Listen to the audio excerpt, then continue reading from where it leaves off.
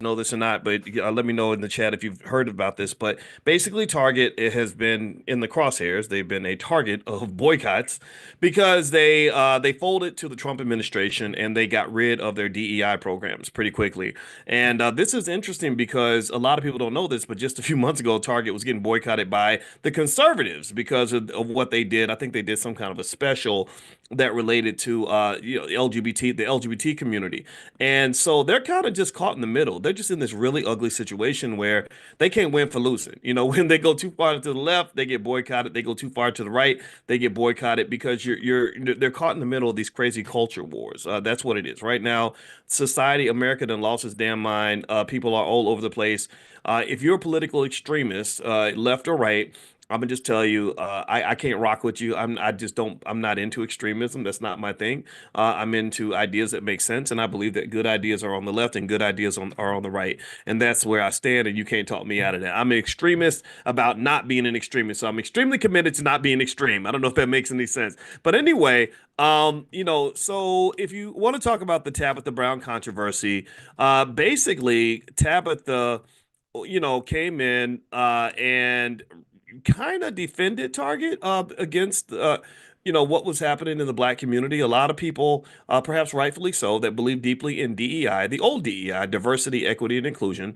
They pretty much were like, no, Target, you don't get our money if you don't believe that there should be efforts to keep us as part of your organization. You're taking our bread, but you don't give us opportunities. You want to keep our money, but you're not investing in us. And I think that that's a valid point. I really do. I'm not against DEI at all. I'm a fan of DEI. When I got my job at Syracuse University, I was on the finance faculty for over a decade. I did that. I was kind of a DEI hire, but being a DEI hire doesn't mean you're unqualified. Being a DEI hire means that the company you work for is so racist that they don't hire black people, so they had to force them to hire black people. They didn't hire black professors. All the smart black PhDs in the world, they couldn't find one that was qualified, so they said, we're going to find some people that are qualified and make you hire these people. And I was the only African American on the planet in the year 2002 to get a PhD in finance, and so I was kind of hot stuff. And they hired me, and I think I did a great job, but it was kind of controversial because I'm a black man even in broad daylight. I didn't code switch. I don't know how to play the game. I don't play games. When it comes to my success, my future, my family, my life, I don't play games with that. So it didn't work out so well, but still, that's what they had to do. Now, with that being said, the Tabitha Brown situation, in terms of why she's been getting this pushback, is basically when Target started getting hit with all the controversy and all of the boycotts and everything else. Tabitha went on her social media and she specifically asked Black people not to boycott Target. Right? She specifically said, hey, there are Black suppliers here. There are Black people that have their products here. I hope that you don't boycott. And she made the statement on Instagram. She said, the thing that concerns me the most, and I can imagine her saying in her sweet baby voice, she's like, baby, look. I can't do Tabitha Brown, but I probably sound weird doing it. But I just love Tabitha. If you're watching, I love your voice, right? She's like, the thing that concerns me the most, and I want you to hear me and hear me well. If we all decide to stop supporting said businesses and say, I can't buy nothing from there. You go, I can't buy nothing from there, baby. The businesses who were affected by the DEI ban, what that does is you take all of our sales and they dwindle down. And then she goes on to make the accurate argument that if the sales decline, then these brands are going to get dropped from Target. They're gonna get dropped because Target, the executives, because you know how white folks ain't never gonna stop being white, and they're gonna come in and say, well, hey, Tyrone, we really like your Afrocentric coloring book. But it's not selling, and so we got to let you go, buddy. Sorry, right? So really, what Tabitha is really saying, I'm gonna do a translation real quick. Tabitha's basically saying that if y'all boycott my boss, I'm gonna lose my job. That's what she's kind of saying. And I'm not making fun of Tabitha because I told you I love Tabitha Brown. I tell you that sweet little voice. Her voice sounds like molasses and honey mixed with like warm oatmeal. Like really like I get it, right? And I understand where she's coming from. But I think that it's interesting to me because I would love to ask her a couple of questions. And if Tabitha sees this, I know people that know her. I don't know her. I don't reach out to people like that because I'm antisocial. But I would love to ask her. First question I'd like to ask Tabitha, if you're listening, is I'd like to know, well, who put you up to this? Who, was this video really something that you chose to do on your own?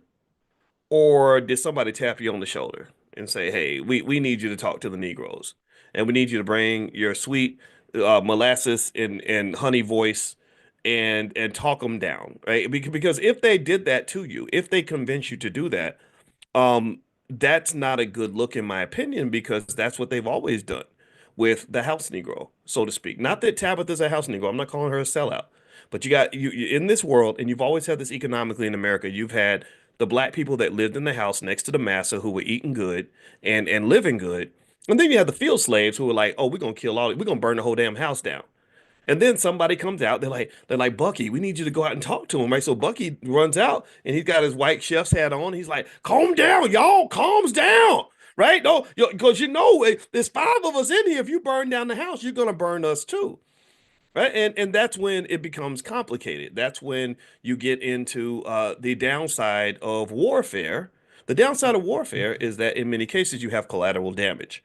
The downside of warfare is that even though Tabitha makes a very good point that there would be some black suppliers that would be hurt by a Target boycott, the reality is that in war you kind of have to always you end up having to look at the bigger picture. War is not black and white. War is not good and bad. War has many shades of gray. And sometimes you have to make difficult decisions to say, yeah, I know that if I shut down this business, there are some black employees who are going to lose their jobs. Because that's like, honestly, when you are a supplier to Target, unfortunately it becomes like an employer-employee relationship. Because here's the reality. If you're Tabitha Brown, my first thought, honestly, is you're Tabitha Brown. You've got 10 million followers. You can make money. You're probably making millions of dollars outside of your relationship with Target. So you're gonna be okay. But it sounds like Tabitha's making a legitimate argument to say that not everybody's gonna be okay. And this is actually where the real DEI comes into play: development, entrepreneurship, and investment, financial literacy, economic intelligence, the things that I teach every single morning to you guys in our millionaire training camp, which is free, by the way. I'll tell you guys how to join if you want to join.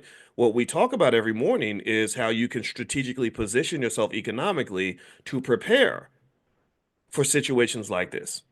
See, so here's the thing. Let me explain this.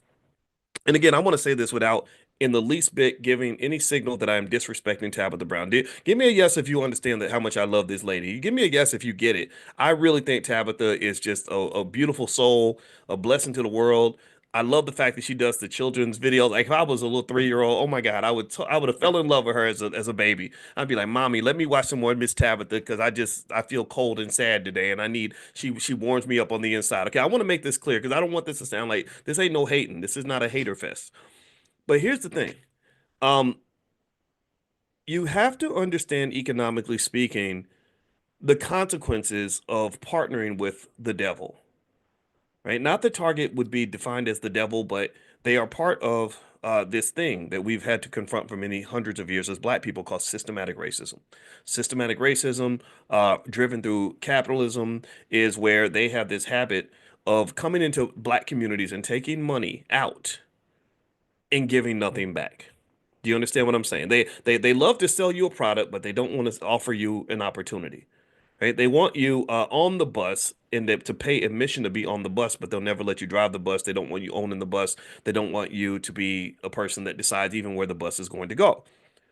And so effectively, what's happened here is Target has basically, unfortunately, said to Black people, "Hey, look, you know, we're not really committed to DEI, just like they probably weren't really committed to the gay community when they did the whole gay thing that got them boycotted by the conservatives. They're like, we're not gangster with it. We're like Snoop Dogg. If you know Snoop Dogg does that, Snoop Dogg will jump out and be like, let's fight for black people. Then he'd be like, I'm sorry, boss. I apologize. I didn't mean it. Right. So Snoop ain't really gangster like that. Snoop will back up and run away the minute the heat gets too hot because he's got too much money on the line. So my position with Snoop would be like, don't jump out there if you're gonna run like a coward every time it gets hard. That's what Snoop kind of has done. No disrespect.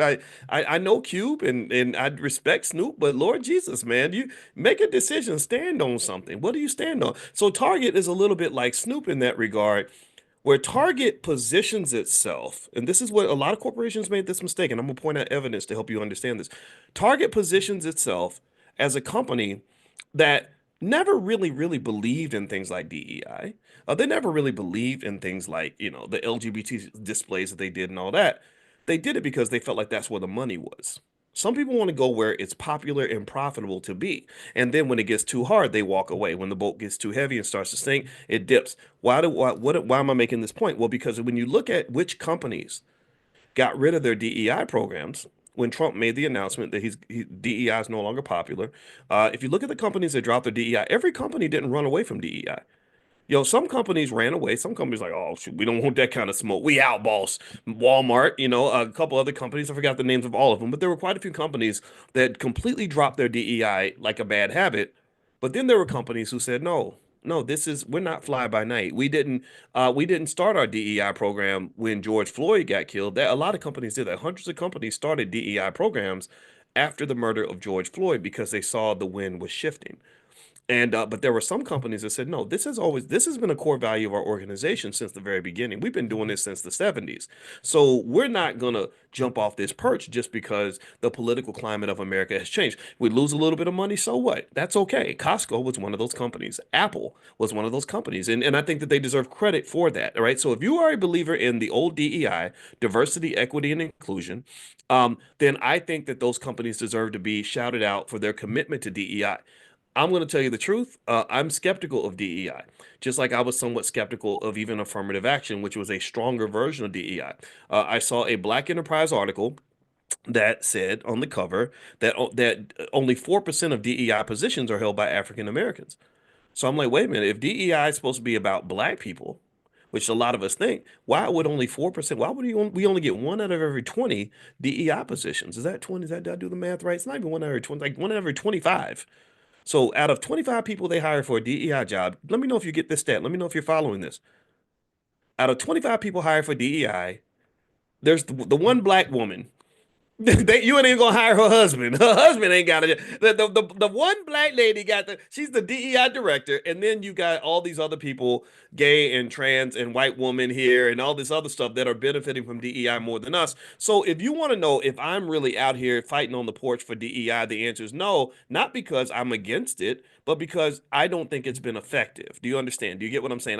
And that's my right to feel that way. I'm not telling you what to do. I'm just telling you what it is. I'm and analyzing it the way I see it. So with Tabitha Brown, I think the complication that she runs into is that the wealth level of Tabitha and her friends, who all were lucky enough to be the one fortunate Negro out of 1,000 who got a deal with Target, their wealth level is not as important as the needs and values and beliefs of an entire community, right? They're doing the elites doing well inside the big house is not enough, in my opinion, for someone to decide whether or not we're going to burn the house down or not. I think that the conclusion is it's just like in a business. If you start a business, uh, you're going to lose money and you're going to make money.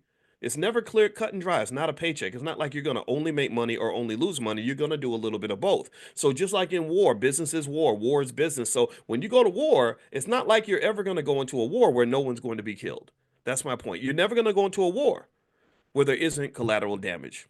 You follow me? You'll never have a war where there isn't somebody who didn't deserve it. Somebody got popped and they didn't do nothing wrong. They were just standing in the wrong place at the wrong time. You have to deal with that. You have to live with that, which is why war can be so unfortunate. And what's the reality is that in America, unfortunately, because of the way Black folks have been treated so badly, because of the way we've been so economically neglected, most people understand that economic warfare is a necessity for Black people because economic warfare has been declared on us.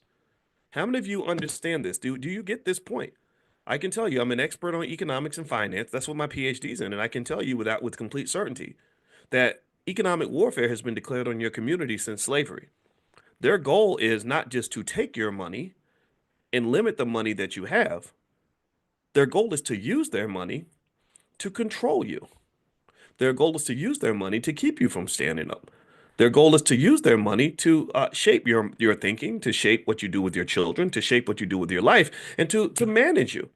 Slavery ain't dead. It just changed form.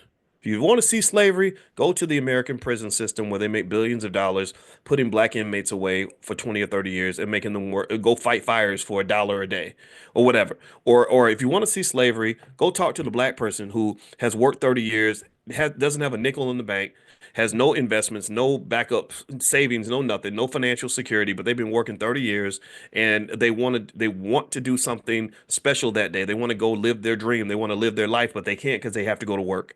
That's what slavery, that's a type of slavery. Slavery is a lack of freedom, a lack of ability to do what you want to do. So economic warfare has been declared on the black community for a very long time. And what my goal is, my job, my belief is the reason I talk to you every day is because I want you to fight back. I just want you to fight.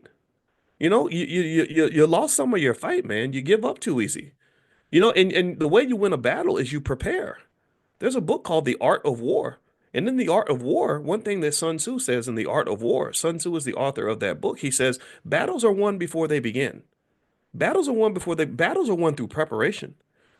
If you talk to my kids and you say, what is the one thing that Boyce says to you all the time? I'm their bonus dad. I'm not their biological dad. But I repeat myself a lot because I feel like I'm preparing them for battle. Every day, if you ask them, say, what's the thing that he says all the time that just drives you crazy? They would say, preparation is the key to success, right? And every time something goes wrong, I'll be like, preparation is the key to success. You're getting ready for the cheerleading competition. Preparation is the key to success. Oh, it didn't go so well for you. Oh, well, preparation is the key to success. Why do I repeat that? Because I like to say little things over and over that are going to make a big difference. In the economic warfare in America, preparation is the key to success. Preparation is the key to success. Preparation is the key to success. What does that look like? Well, that might look like connecting yourself with 2025. Y'all think Trump's the only one that got a project 2025. Oh, I got a project 2025, 2026, 2027. You think the white men are the only ones who can make battle plans? Oh, I got whole roster of the battle plan. I got a project 2070. So I ain't worried about your plans. You better be worried about how you're going to defend against mine. My project 2025 is I said DEI should not stand for diversity, equity, and inclusion. DEI should stand for development, entrepreneurship, and investment. So preparation is the key to success. So what does that mean? Well, that means you develop a community that has its own institution. So you don't lean on the targets when you need to get something done. Development means that you develop children who are prepared economically for the battle that is going to come upon them. Yeah, either you do that or they're going to be financially stressed. Development means that we develop the kind of community that is prepared to fight these battles instead of whining and crying and complaining and being sad. We can actually fight back. So here's the deal. Let's go back to Tabitha Brown, the lady I love so much. Y'all, give me a yes if you are if I've convinced you that I love Tabitha Brown. I want to just make this clear because I don't want nobody to think I am not the person who's gonna be up here hating on Tabitha Brown, but I'm gonna tell you where I honestly think that her message could use some understanding here. When you talk about development and preparation, my thought is that if you are a supplier for Target and if you're making money from Target, I commend you and I congratulate you for that. But one thing you must understand about economics is that economics is gang affiliated. Economics is like some straight up Compton gangster shit. And what do I mean by that? Well, what that means is that when you decide to join an economic gang, like if I was to join the Crips, because I want to get more clout in the neighborhood. I want to have more security. I want to have more friends. I joined the Crips. Well, one thing you got to understand is that when you join the Crips, not only have you increased your number of allies, you've also increased your number of enemies. Now that I've joined the Crips, I've taken on their assets, but I've also taken on their liabilities. So now that means that if I join the Crips because it's beneficial for me to be a Crip, well, that means that now I got to worry about every blood that sees me might want to take my head off, right? At least back in the day when before they started to really start to get along better, and I was really happy to see that. But back in the day, if you decide to be a Crip, that means you're gonna have to now deal with the Bloods. And you can't go to the Bloods and say, "Hey, look, I'm not really a Crip. I just joined the Crips because they was paying me money, right? I just got affiliated because I just needed some protection. Don't hurt me." No, they're gonna say, "No, you're one of them. You signed up for this." Right? So Tabitha and her friends signed up for whatever. Here's let me go full circle in my analogy because sometimes people get a few confused when I throw it out like that. Tabitha Brown, when you and your friends decided to do business with Target, you took on all of Target's friends and all of Target's enemies.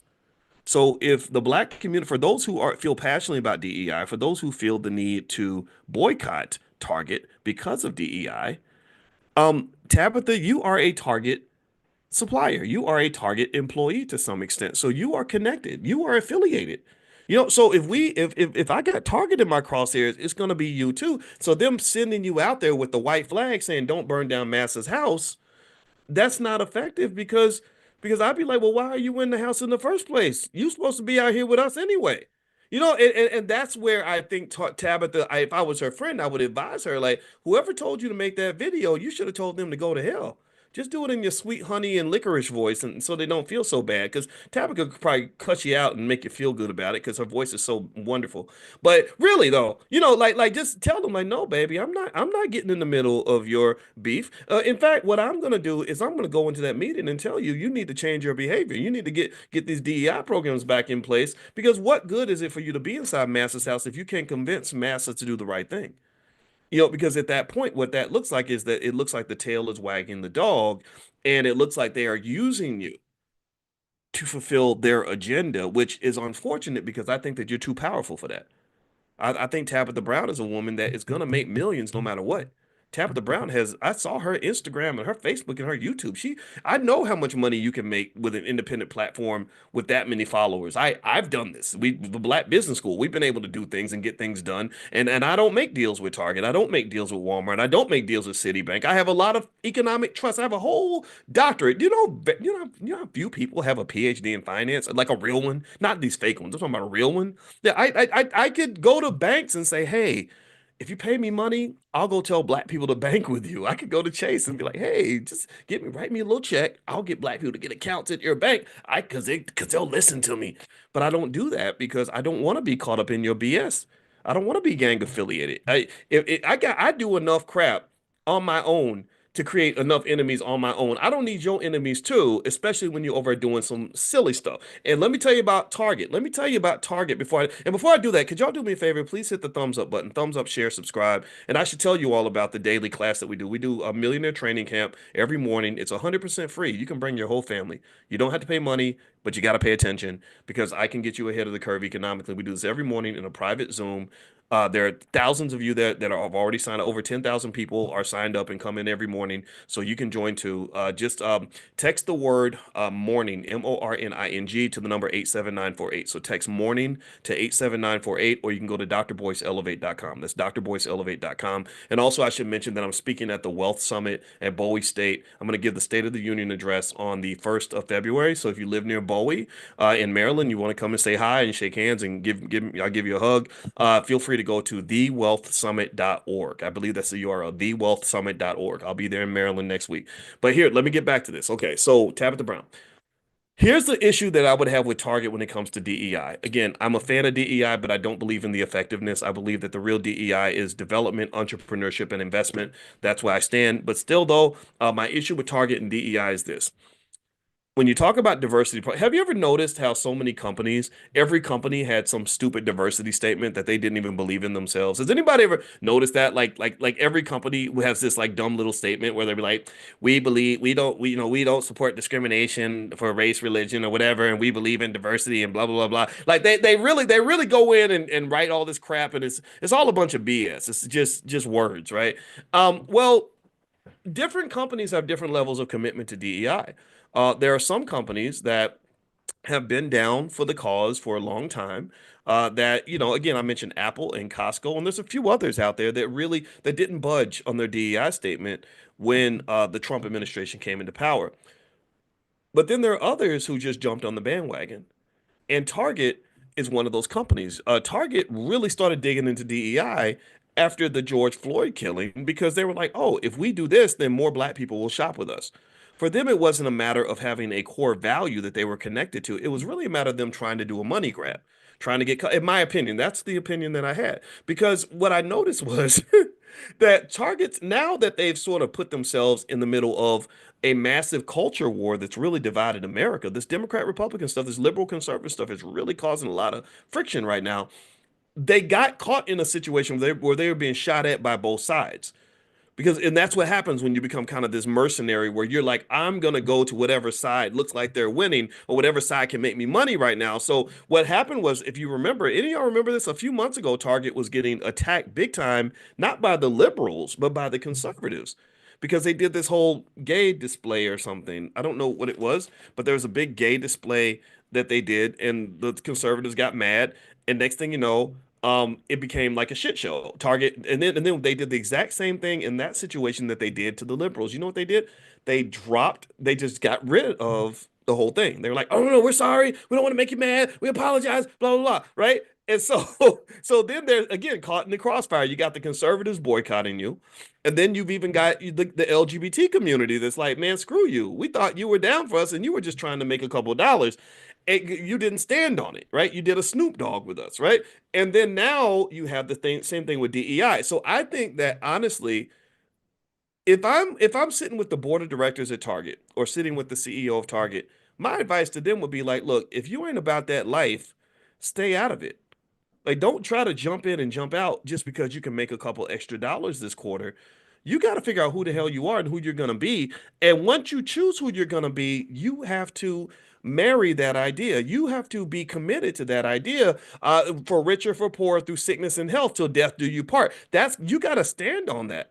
One thing about the culture wars that I believe is that flip floppy, fly by night, go where the wind blow type people get crushed. You get absolutely crushed.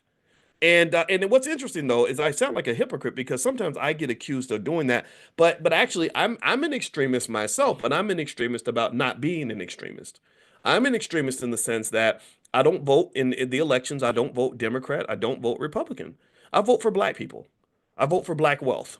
That's where my extremism kicks in. My extremism is, you're not going to tell me to be whatever you need me to be. I'm going to be Boyce, whether that works for you or not. If that don't work for you, then I need you to go somewhere and figure that out. Work that out with yourself, or maybe you'll never see me again. That's okay. But Boyce has been Boyce. You can go back and look at content I did 12 years ago, and that Boyce was just like this Boyce, except he was a little bit fatter and a little bit younger. That's really it. That's the only difference you're going to see. You can go back to the 90s, and I was saying the same things that I say now. I just say them in a different kind of way because I have a little bit more education than I did when I was in my 20s, and that's supposed to happen when you become a grown ass man. So at the end of the day, my extremism is that I'm extremely committed to being who the hell I am and standing on that. You won't see me whiffle waffle and wobble based on where the wind is blowing, because if you do that, you're going to lose. I heard Bill Cosby say this. Bill Cosby is weird, as complicated as he is, right? As much we know the legacy of Cosby, it's complex. He did say a lot of wise things though. One wise thing Cosby said was, he said, "I don't know the secret to success." He said, "But I do know that the secret to failure is to try to please everybody." And what I believe is that corporations like Target, when they're trying to please everyone, when they're like, "Oh, you're gay, here's the gay stuff. You're black, here's the black stuff. You're conservative. Well, we're conservative too. We're conservatives just like you." I think that really doesn't work. I think that that ends up putting them in this awkward spot where they end up getting beat up by everybody. And I think that it's going to be bad for the company long term. Whoever's running this show and making these decisions, is making a mistake, in my opinion. So that's what I think. And I'm gonna tell you. Let me just finish with this point because I want to make this clear. I love Tabitha. Tabitha, if you watch this, I love you. I will never stop loving you. I admire. I love that honey and molasses voice you have. I think that you have a gift. I think that you are an asset to the community. But I think in this particular case, I think that you're wrong. I think that you shouldn't have let them use you in this way. I don't think that the response is going to be what you want it to be. And I don't think that I think that the overseers in these companies have to understand that the days of sending a Negro ambassador out to calm black people down, those days are gone. They could do that in the 60s. They did that a lot. They would undermine black leadership. They would, when black folks started to revolt, they would say, "Okay, who's going to be our black leader? We're going to grab and put that person out front and everybody." And that used to work maybe back in the '60s because you had less access to media. The CIA was involved, and they would put certain people in front of us, and it would affect the masses. I don't think that works anymore. I think it only creates something worse than what you had before. So I think Tabitha shouldn't have gotten in the middle of it. I think Tabitha should have just said, "Okay, do what you're going to do." Um, but if you choose to come to Target, my stuff is in aisle seven. Like that's because I think there are a lot of people that are still going to support Tabitha no matter what, and I think that I'm one of those people. I like the lady. I don't care what nobody else says. I think she's great. So anyway, I'm gonna get out of here, guys. God bless you. Thank you guys for listening. Also, don't forget that we have class tomorrow. And so if you want to be on the list to receive a text message when we meet for class in the morning, you want to come to the private Zoom, text the word morning, MORNING, to the phone number 87948. Text morning to 87948. And also, one other thing I admire about Tabitha is she loves her husband. Her husband loves her. And I can relate to that because I love the hell out of my wife. Y'all know this. And my wife happens to be a therapist. And in the Black Business School, she helped us to create something called the Black Financial Therapy Department because she's a therapist. She's a full professor of social work, and she trains therapists on how to be a therapist. So you're getting the best of the best, and she brings together the best Black therapists she can find to help us understand what psychological barriers we have to overcome to build Black wealth. And I think today is Monday, actually, and she's doing Mental Health Monday tonight, actually. And so if you'd like to be notified when she's meeting with the therapist tonight, pull out your phone, text the word love to that same number, 87948. So text love to 87948, and you'll get an invitation to her private Zoom where she's going to do her thing. Because I really want to get the brothers out here. We got to support the women. Successful Black women are not a threat to you, but I also encourage the women. Like, you got to love your men. Like, we got you. We're good. We're not all rappers who hate women. We're good people. So you just got to give us a chance and find the right brother, and don't be chasing after these buffoons. And then you end up like Tabitha and her husband in a nice, healthy, happy relationship. Which, by the way, healthy relationships are one of the most fundamental keys to financial security. I hope y'all know that. I hope you know that when they destroyed your families, they destroyed your wealth. So if you rebuild your family, you're going to increase your generational wealth five or tenfold because families are better at building wealth. This goes back to the real DEI: development, entrepreneurship, and investment. Develop strong families, you will be developing Black wealth. Entrepreneurial energy means you know how to develop your own institution, so you don't have to worry about what the targets are doing. You're focused on what you're doing. Investment means that when you are pouring your money into things, you pour money into things that are going to benefit you. When you pour your time into things, you put time into things that are going to benefit you. That job does not benefit you. Your investments are going to benefit you. When you invest in things, most investments have nothing to do with money. So raising those babies, raising them to be economically minded, raising them to prepare for the battle coming, making sure that you invest for those children, that's going to be the key to their success and their survival so they don't end up in compromising situations. White supremacy cannot win in the face of Black excellence. White supremacy does not have a chance when Black excellence is in the building. Give me a yes if you agree. Give me a yes if you understand that when you choose to be Black and excellent, when you develop protocols for excellence, when you are committed to the investment in Black excellence, white supremacy doesn't have a chance. Can't nobody stop a determined Black man. Can't nobody stop a determined Black woman. And there are plenty of examples of success out here. That's what we need to talk about. That's what we need to market. That needs to be our target, pun intended. All right, guys, I'm out of here. God bless you. Have a good day. Thank you so much for listening. And my book is called The 10 Commandments of Black Economic Power. If you go to drboycebooks.com, you can get a copy. So feel free to go to drboycebooks.com. We also have a whole educational system for children. We have workbooks and flashcards for kids, all kinds of stuff. Just so feel free to go to our Black Wealth Mastery store at